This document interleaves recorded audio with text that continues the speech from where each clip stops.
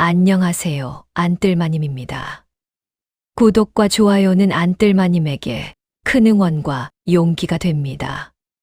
이야기 시작하겠습니다. 제 1장 월영검의 시작. 세월의 흐름은 때로 잔인한 법입니다. 기억은 흐려지고 상처는 아물기 마련이라지만 10년 전 그날 밤의 기억만큼은 마치 어제 일처럼 생생하게 날이 서 있습니다. 조선 성종 10년 한양의 여름은 유독 무겁고 습했습니다. 하늘은 낮부터 검은 먹구름을 잔뜩 머금은 채 지상의 모든 것을 집어삼킬 듯 낮은 소리로 으르렁거리고 있었습니다. 사람들은 몰랐습니다. 그 정적이 곧 닥쳐올 거대한 학살의 전조였다는 사실을 말입니다. 당시 병조판서 조휘장은 권력의 중심부에서 자신만의 왕국을 건설하고 있었습니다. 그의 탐욕에는 끝이 없었고 그를 가로막는 청렴한 선비들은 모두 제거의 대상이었습니다. 그 표적의 중심에는 무결의 아버지인 이판 대감과 설아의 아버지 유정우 대감이 있었습니다. 두 분은 임금의 눈과 귀가 되어 정의를 외쳤으나 그것이 결국 가문을 멸하는 화근이 되고 말았습니다. 밤이 깊어지고 마침내 하늘이 갈라지는 듯한 천둥소리와 함께 장대비가 쏟아지기 시작했습니다. 빗줄 기는 땅을 때리며 모든 소리를 지워버렸고 그 소음에 묻혀 조휘장이 보낸 사병들이 이판 대감의 저택 담장을 넘었습니다. 평화롭던 저택은 순식간에 아비규환의 현장으로 변했습니다. 횃불의 붉은 불꽃이 빗물 속에서도 타올랐고 쇠붙이가 부딪히는 소리와 억눌린 비명소리가 마당을 가득 채웠습니다. 이것은 꿈이다. 꿈이어야만 한다. 아버님이 피를 흘리며 쓰러지시고 어머니의 절규가 빗소리에 묻히는 이 지옥 같은 풍경은 결코 현실일 리 없다. 하지만 내 손에 닿는 빗방울은 너무나 차갑고 코끝을 찌르는 피 비린내는 너무나도 선명하다. 아버님, 소자가 반드시 복수하겠습니다. 18살의 소년 무결은 정신없이 안채로 달려갔습니다. 그곳엔 15 어린 정혼자 설아가 구석에 몸을 웅크린 채 떨고 있었습니다. 무결은 설아의 차가운 손을 꽉 잡았습니다. 설아, 내 눈을 똑똑히 보거라. 지금부터 내가 하는 말은 단 한마디도 잊어서는 안 된다. 지금 당장 비싼 대나무 숲으로 달려가거라. 그곳에 가면 우리가 어릴 적 숨바꼭질하던 작은 동굴이 있지 않느냐. 비가 그치고 세상이 고요해질 때까지 절대로 밖으로 나오면 안 된다. 내가 이놈들을 막아서겠다. 왜 손목에 묶인 이 향나무 놀이개와 네 손에 든 놀이개는 한 쌍이다. 나무는 늙어도 그 향기를 잃지 않는 법이니 왜가 설령 죽어 이 땅에 흙이 된다 해도 나는 이 향기를 길잡이 삼아 반드시 너에게 갈 것이다. 그러니 제발 살아야 한다. 살아서 훗날 다시 이 향기를 마주하는 날, 그때 우리 다시 만나 웃자꾸나. 어서 가라. 뒤도 돌아보지 말고 뛰어라. 오라버니, 싫어요. 혼자 두지 않을래요. 저기 저 사람들이 칼을 들고 오고 있잖아요. 같이 가요. 제발요. 오라버니가 없으면 저 혼자 살아남아 무엇하겠어요. 제발 제 손을 놓지 마세요. 저 불길보다 오라버니를 잃는 게 더 무섭단 말이에요. 무결은 설아를 거칠게 밀어내고 아버지가 서재에서 쓰던 목검 한 자루를 쥐어들었습니다. 진검을 든 군사들 앞에서는 보잘것없는 나무 막대기에 불과했으나 소년의 눈빛만큼은 그 어떤 보검보다 날카롭게 빛나고 있었습니다. 소년은 달려드는 사병들의 칼날을 온몸으로 받아내며 설아가 도망갈 시간을 벌었습니다. 어깨가 베이고 등이 가려졌지만 무결은 비명을 삼켰습니다. 자신이 비명을 지르면 멀리 도망가는 설아가 걱정할까봐 그는 입술을 깨물며 버텼습니다. 10년 후 이 비극은 전설이 되어 한양을 뒤흔들게 될 것입니다. 제2장 그림자가 된 소년. 941생으로 목숨을 건진 소년 무결은 산속 깊은 곳 은둔 고수 장천을 만났습니다. 장천은 무결의 눈에서 타오르는 증오의 불길을 보았습니다. 그는 무결에게 검술을 가르치기 시작했습니다. 하지만 그것은 단순한 무술이 아니었습니다. 사람을 베는 기술이 아니라 자신의 감정을 죽이고 어둠 속에 녹아드는 법을 배우는 고행이었습니다. 봄이 가고 가을이 오기를 10번. 소년의 여린 손은 굳은 살로 가득해졌고 맑던 눈동자는 깊은 연못처럼 고요해졌습니다. 그는 밤마다 달빛 아래에서 수만 번의 칼질을 반복했습니다. 칼날이 공기를 가르는 소리가 새의 날갯짓보다 가벼워질 때까지 그는 쉬지 않았습니다. 무결아, 내 검에는 아직 미움이 가득하구나. 미움은 칼날을 예리하게 만들지만 정작 중요한 순간에 내 눈을 가릴 것이다. 검은 손으로 휘두르는 것이 아니라 마음으로 휘두르는 법. 내가 복수만을 위해 검을 든다면 너는 조이장과 다를 바 없는 괴물이 될 뿐이다. 그것이 내 아버님이 바라시던 길이었겠느냐. 스승님, 제 가슴 속에는 여전히 그날 밤의 불길이 타오르고 있습니다. 빗소리만 들리면 살이 베이는 고통이 되살아납니다. 그놈의 목을 베기 전까진 제 검은 멈추지 않을 것입니다. 괴물이 되어야 한다면 기꺼이 괴물이 되겠습니다. 오직 그 진실을 밝히기 위해서라면 말입니다. 무결은 마침내 하산했습니다. 그는 자신의 이름을 버리고 월영이라는 이름을 선택했습니다. 달의 그림자.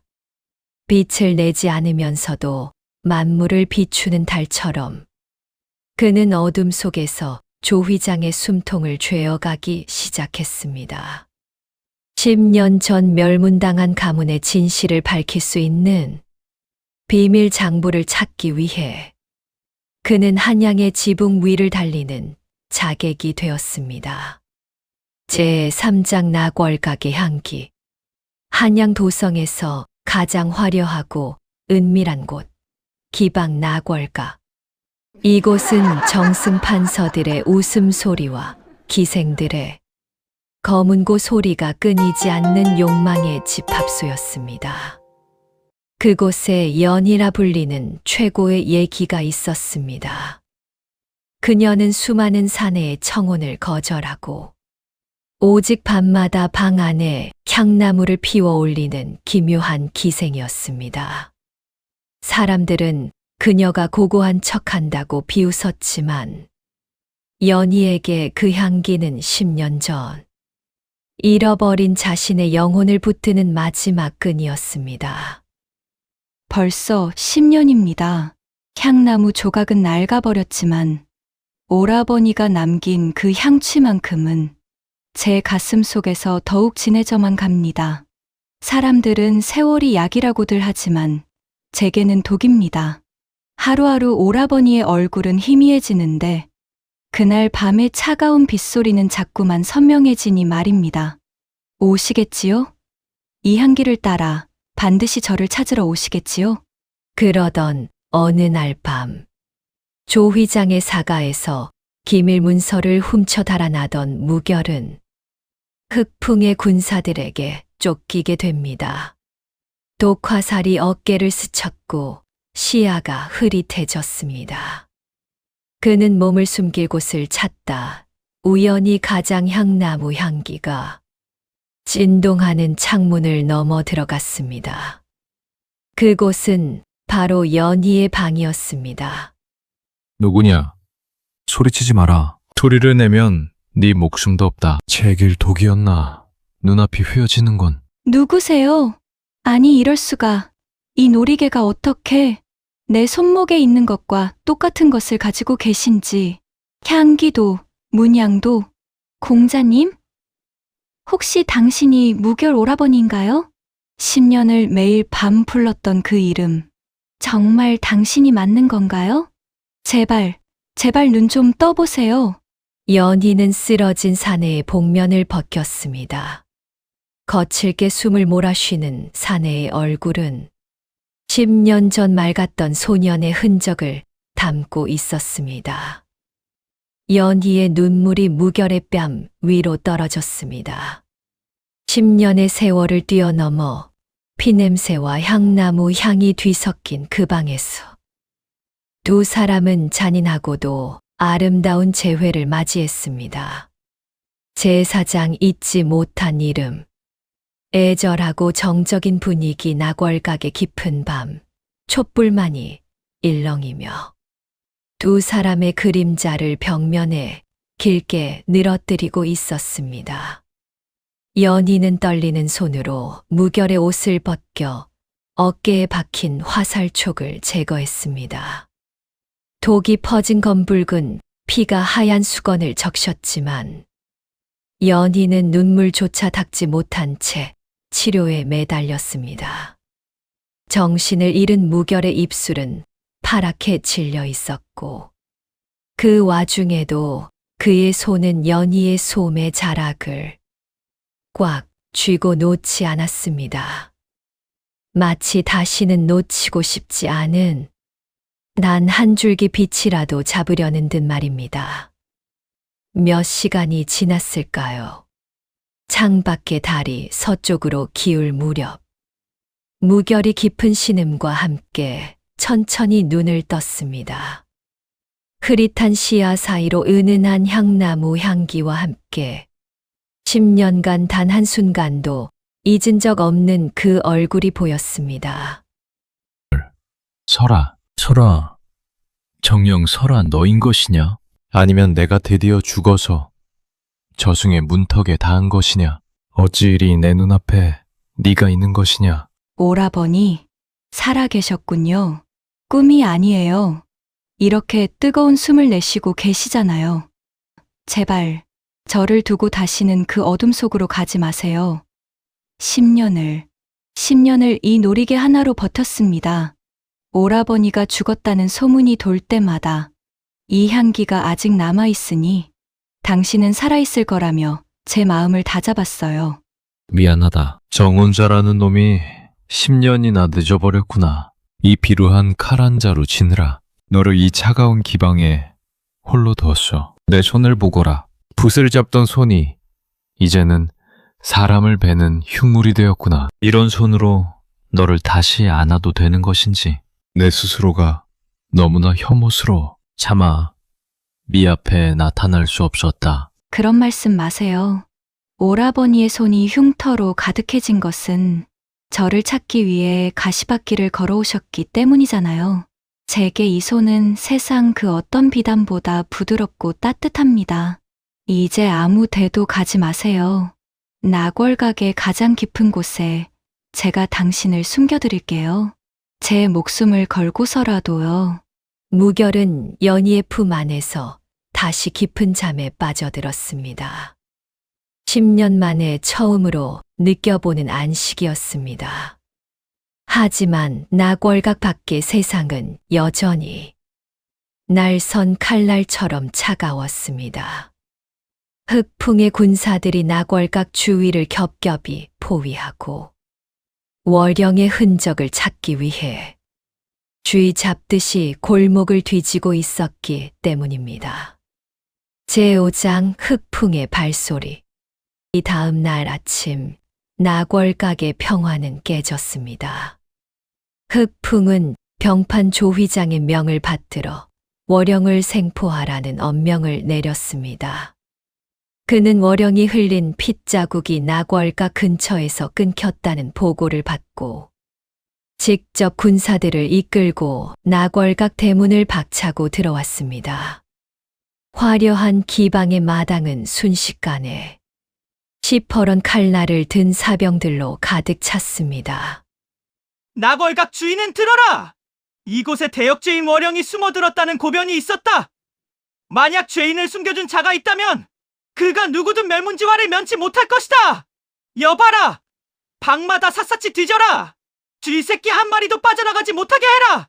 군사들이 방문을 하나씩 거칠게 열어젖히며 수색을 시작했습니다. 비명 소리와 집기가 부서지는 소리가 연희의 방 앞까지 다가왔습니다. 연희는 떨리는 가슴을 진정시키며 침상 및 비밀 공간에 숨은 무결을 향해 낮은 목소리로 속삭였습니다. 절대로 숨소리도 크게 내시면 안 됩니다. 제가 막을게요. 장군! 이 무슨 무례입니까? 이곳은 사대부들이 풍류를 즐기는 곳이지 군사들이 발을 들여 횡포를 부리는 전쟁터가 아닙니다. 제가 모시는 귀한 손님들이 장군의 이 무도한 행위를 왕께 고하신다면 감당하실 수 있겠습니까?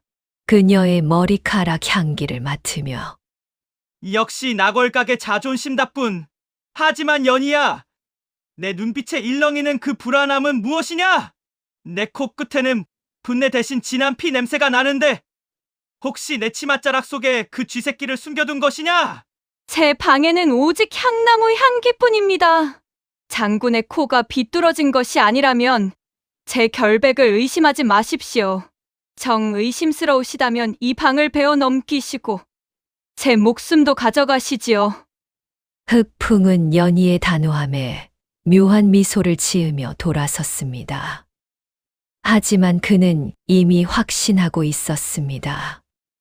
연희의 흔들리는 손끝이 모든 것을 말해주고 있었기 때문입니다. 흑풍은 군사를 물리는 척하며 나궐각 곳곳에 첩자를 배치했습니다. 이제 무결과 연희는 거대한 덫 안에 갇힌 생쥐 꼴이 되고 말았습니다. 제6장 시장통의 꽃신. 며칠 뒤 무결의 상처가 어느 정도 아물자 두 사람은 위험을 무릅쓰고 밖으로 나갔습니다. 흑풍의 감시를 피해 평범한 상인과 안악으로 변장한 그들은 장 안에서 가장 북적이는 저작거리로 숨어들었습니다. 10년 만에 처음으로 느껴보는 시장통의 활기는 두 사람에게 눈물겨운 자유를 맛보게 했습니다. 보거라, 설아. 세상은 여전히 변함없이 흘러가고 있구나. 우리는 그날 밤에 멈춰 있는데 사람들은 저렇게 웃고 떠들며 오늘을 살고 있어. 가슴이 아릿하면서도 참으로 다행이라는 생각이 드는구나. 그러게요. 저 아이들의 웃음소리가 마치 꿈만 같습니다. 오라버니, 우리 저기 꽃신 가게에 가보아요. 예전엔 오라버니가 제 생일날 비단신을 사주겠다고 약속하셨잖아요. 무결은 연희를 데리고 낡은 꽃신 가게로 향했습니다. 그는 화려한 비단신 대신 가장 가죽이 튼튼하고 바느질이 꼼꼼한 꽃신 한 켤레를 골랐습니다. 그리고는 직접 무릎을 굽혀 연희의 발치에 앉았습니다. 무결의 거친 손이 연희의 발을 조심스럽게 감싸 쥐었습니다. 미안하다. 비단신은 아니지만 이 신은 돌밭을 걸어도 산길을 달려도 매 발을 지켜줄 게다. 내가 조의장의 목을 베고 우리 가문의 누명을 벗기는 날 이 신을 신고 나와 함께 도망가자. 아무도 우리를 모르는 남쪽 끝 바닷가 마을로 가서 그곳에서 이름 없는 농부로 늙어가자. 약속하마. 다시는 네 발에 흙을 묻히지 않게 하겠다고. 네, 오라버니. 이 신을 신고 오라버니가 가시는 곳 어디든 따라갈게요. 가시밭길이라도 상관없어요. 오라버니와 함께라면 그곳이 제게는 낙원일 테니까요.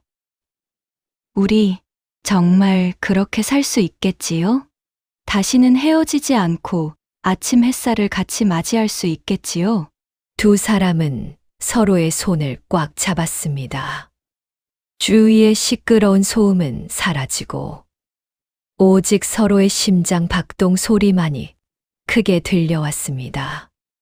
하지만 그 따뜻한 순간도 잠시 군중 속에서 그들을 지켜보는 매향의 서늘한 시선이 느껴졌습니다. 매향은 무결을 연모했으나 그가 연희만을 바라보는 것을 시청하며 조 회장에게 받은 지령을 떠올렸습니다. 비극의 먹구름이 다시금 그들의 머리 위로 몰려오고 있었습니다. 제7장 매향의 질투와 음모의 덫. 서늘하고 긴장감 넘치는 분위기, 사람의 마음이란 참으로 기묘한 것입니다. 때로는 세상을 구하는 숭고한 등불이 되기도 하지만, 때로는 자신과 타인을 모두 태워버리는 잔인한 불꽃이 되기도 하니까요. 낙월각의 2인자 매향에게 무결은 그런 존재였습니다. 10년 전 이름도 모른 채 자신을 시정잡배들로부터 구해준 소년. 매향은 그날 이후 단 한순간도 무결을 잊은 적이 없었습니다. 하지만 이제 무결의 눈동자 속에는 오직 연희, 유설아만이 가득했습니다. 질투는 소리 없이 매향의 영혼을 갉아먹었습니다. 어째서입니까? 왜 제가 아니라 저 아이입니까? 저도 당신을 위해 10년을 기다렸습니다. 당신의 상처를 닦아주고, 당신이 죽음의 문턱을 넘나들 때마다 내 수명을 깎아서라도 당신을 살려달라고 신께 빌었던 건 나였습니다. 그런데 왜 당신의 칼끝은 늘 저 아이만을 향해 부드러워지는 것입니까? 내가 가질 수 없다면 그 누구도 당신을 가질 수 없게 하겠어. 그것이 나의 사랑입니다. 결국 매향은 조 회장의 은밀한 부름에 응하고 말았습니다. 그녀는 조 회장의 거처로 숨어들어 무결의 행방과 그가 훔쳐간 비밀 장부의 위치를 고변했습니다. 조 회장은 잔인한 미소를 지으며 흑풍에게 명령을 내렸습니다. 무결을 직접 치는 것보다 그가 가장 아끼는 것을 먼저 부수는 것이 훨씬 효과적이라는 사실을 잘 알고 있었기 때문입니다. 흑풍아, 사내의 가장 큰 약점은 칼날이 아니라 심장에 있다. 그놈의 심장을 쥐어짜라. 연히 그 계집을 잡아 들려라. 무결이 제 발로 호랑이 굴에 기어 들어오게 만드는 미끼로 쓸 것이다. 한양의 모든 백성이 보는 앞에서 그 계집의 목에 칼을 겨넣어라.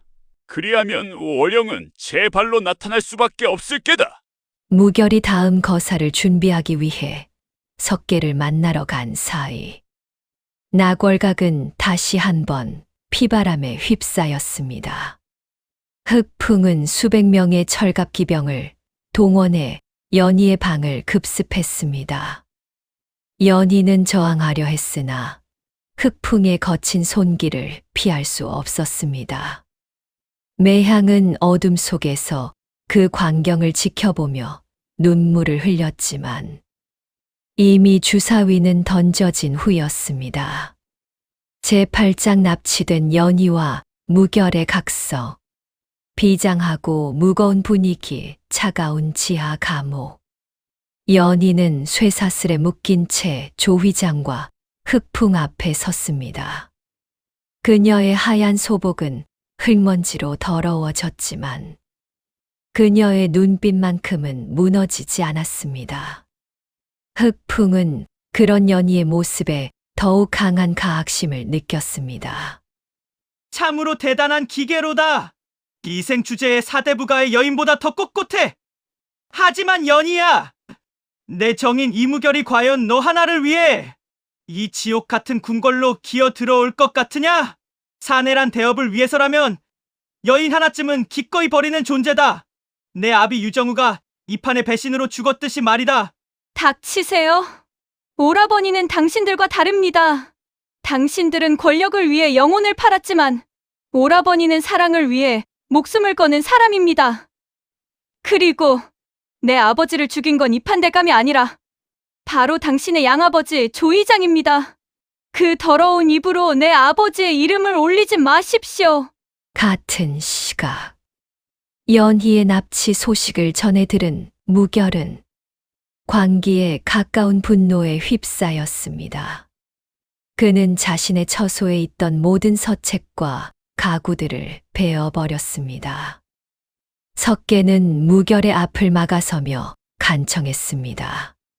지금 가는 것은 명백한 죽음의 길이라고.